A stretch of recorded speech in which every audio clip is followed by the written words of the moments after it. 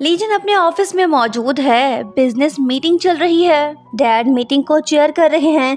Company का progress देख के ये काफी खुश होते हैं। वो लीजन से कहने लगते हैं कि वेल डन, तुमने अच्छा काम किया।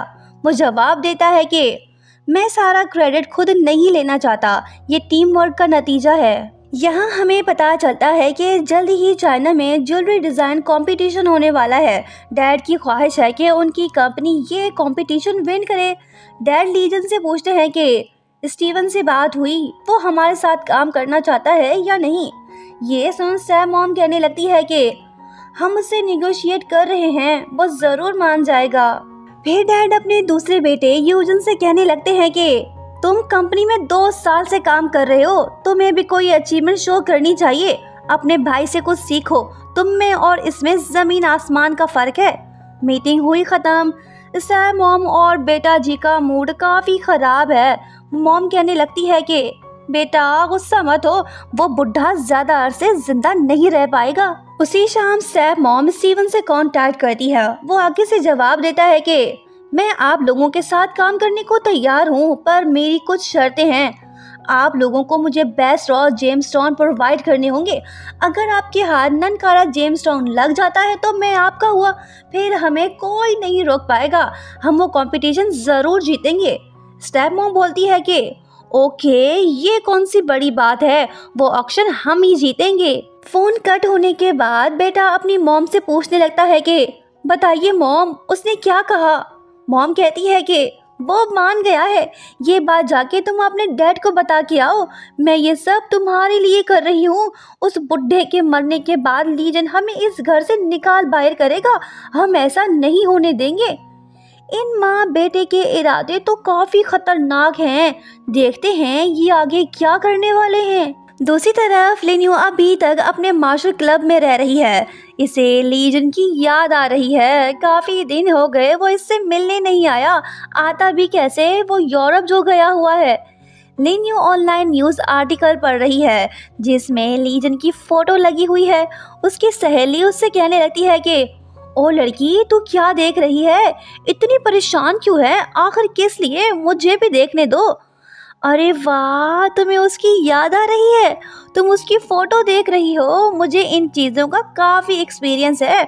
मेरे को लगता है कि तुझे उस छोकरे से प्यार हो गया है। ये सुन लिन्यू बोलती है कि बहुत सी लड़कियां उसे लाइक करती हैं, मैं तो सिर्फ शेयर्स हासिल करने में उसकी हेल्प कर रही हूँ।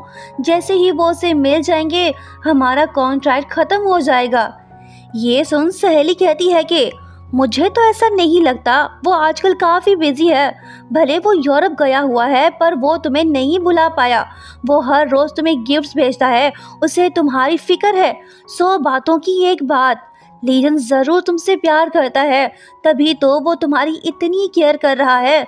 हर सुबह 8 बजे वो तुम्हें फ़ोन करके मरहम लगाने को बोलता है। यहाँ के 8 मतलब यूरोप में रात के 2 बजते होंगे।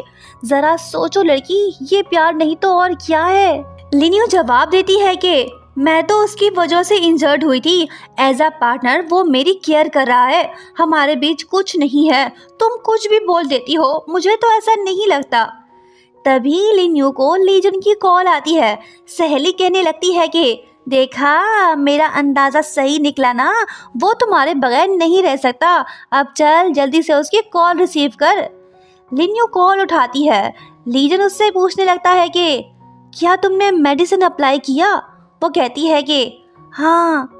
यिंग इनकी बातें सुनने की कोशिश कर रही है। लिन्यू नहीं चाहती कि ये लड़की कोई बात सुने। अगर इसने कुछ सुना तो बाद में ये लड़की लिन्यू को बहुत तपाएगी, मतलब कि इसका दिमाग खाएगी। लीजन लिन्यू को बताने लगता है कि मैं आज रात वापस लौट रहा हूँ, तुम्हारा यहाँ पे रहना ठीक नहीं है।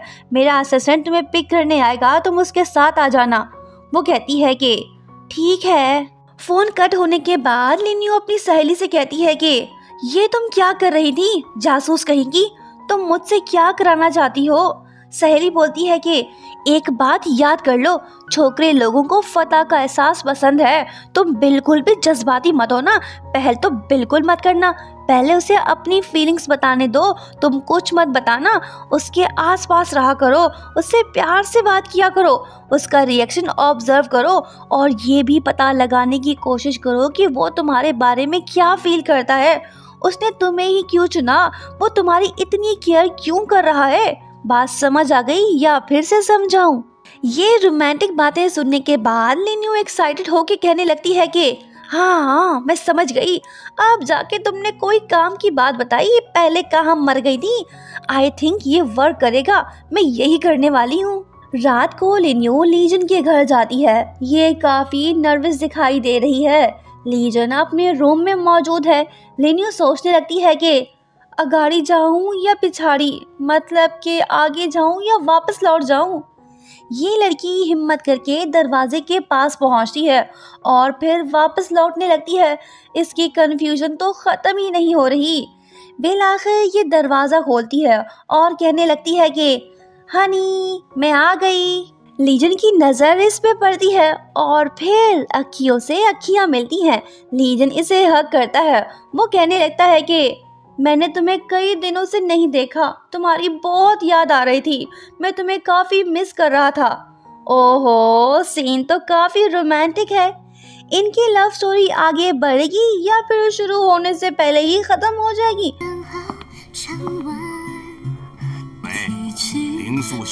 Thank you so much for watching. मिलते हैं बहुत जल्द। Bye bye.